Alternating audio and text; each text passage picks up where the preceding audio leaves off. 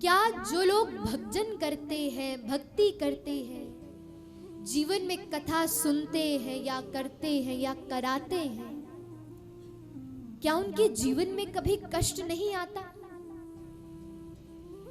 ऐसी विडंबना सबके हृदय में रहती है।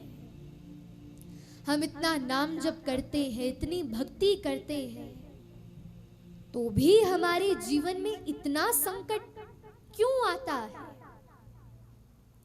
तो बंधुओं, सर्वप्रथम भाव कि भक्ति करने से यदि ये भाव रखे कि जीवन में संकट ना आए, तो ये कदापि असंभव है।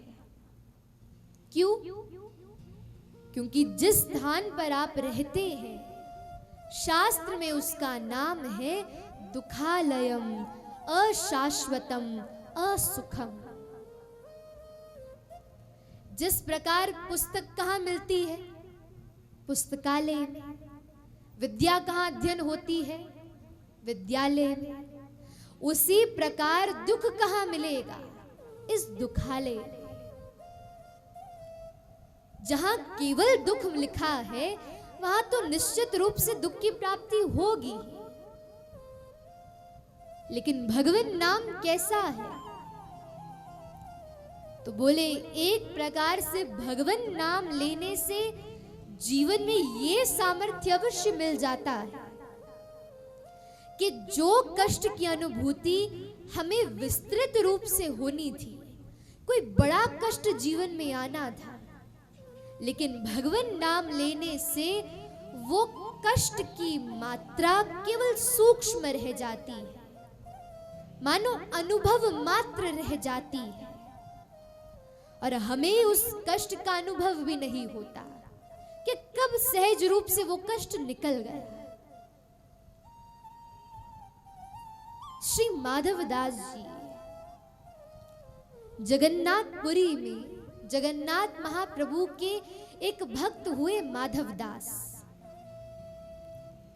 अब माधवदास जी भगवान के बहुत श्रेष्ठ भक्त थे।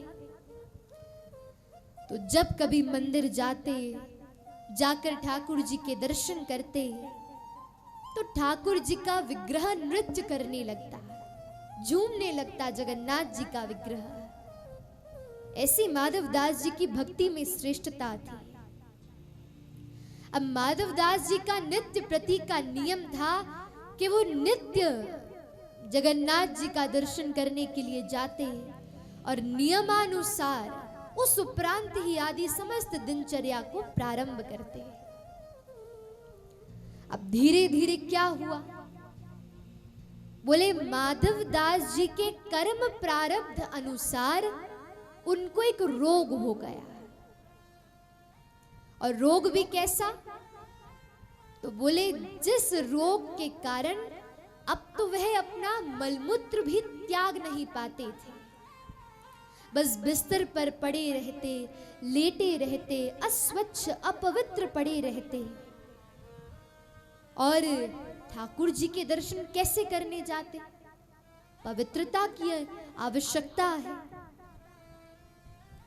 आप तो जगन्नाथ जी पड़े हैं समुद्र के किनारे, ऐसी अव्यवस्था है, ऐसी अपवित्रता हृदय में विद्यमान है। खूब दिन व्यतीत हो गए। जगन्नाथ जी विचार करने लगे कि अरे, मेरा माधवदास तो दर्शन करने आया ही नहीं, ना जाने क्या हो गया। तो ठाकुर जी आज एक छोटे से बालक का रूप धारण करके माधवदास जी सन्निकट गए। जैसे ही माधवदास जी की यह अवस्था को देखा, ऐसी अपवित्रता को देखा, ऐसे रोग को देखा कि अब तो इनमें इतना बल नहीं है कि ये उठकर जाकर इन कार्यों से, ये शौच आदि क्रियाओं से निवृत्त तो हो सके। ठाकुर जी के नेत्रों में अश्रु आ गए। उसी क्षण ठाकुर जी ने माधवदास जी की सेवा करना प्रारंभ कर दिया। समुद्र से जल भरकर लाते, खूब उन्हें स्वच्छ करते, खूब पवित्र करते, नित्य प्रति उनकी सेवा करते। खूब समय व्यतीत हो गया। होते होते जैसे ही 15 दिन व्यतीत हुए तो माधव दास जी के नेत्र खुले, और नेत्र खुलते ही उनके सम्मुख एक बालक विद्यमान था, और एक दृष्टि में ही माधव दास जी जान गए कौन है ये। बोले, जगन्नाथ महाप्रभु आप यहां उपस्थित। अरे ये निश्चित मैं इतना पवित्र प्रतीत क्यों होता हूं?